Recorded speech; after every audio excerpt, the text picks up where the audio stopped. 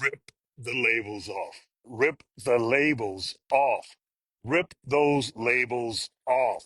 Listen, when I was going from kindergarten to first grade, I guess the kindergarten teacher thought I was slow. That's the word we used back then. They put me in the slow first grade class. And I'm 6 years old. I don't know. I just know I'm in first grade. But it was like more teachers than students, right? And the kids around me, they were like using the washroom on themselves. And I was getting like hundreds and hundreds and hundreds. And if there's 110, I got that. And so the teachers that were there in that class, they realized that I wasn't quote unquote slow. And I went from the slow class to the smartest class. What I'm saying is, if those teachers had not been uh, on the case, that slow label would have been put on me. Now, I am not criticizing anybody that's had any kind of developmental disabilities. What I am saying is that you can be labeled in life, labeled by your pedigree, your education, labeled by your environment, by society. But it's up to you if you understand that you're supposed to be creator and not creature.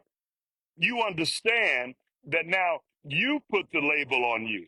And I'm asking you to put a big label on you. Look, people put labels on us with too black, too white, too brown, too fat, too skinny, too old, too young, too educated, too uneducated, too poor, too rich, too lazy, all that. Look, rip those labels off. Rip them off. Sometimes you will be in a situation where you will have negative people in your life at the job. You may be sleeping with the enemy.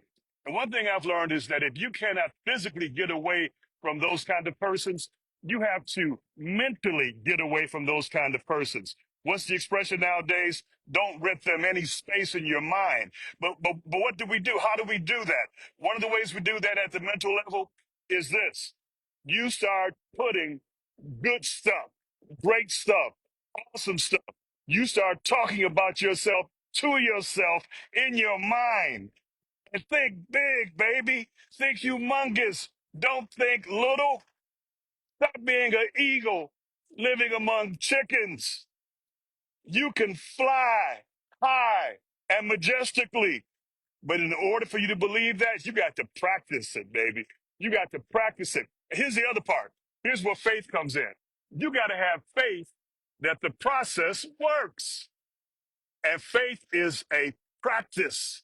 You got to practice and it will grow. Faith is like a muscle.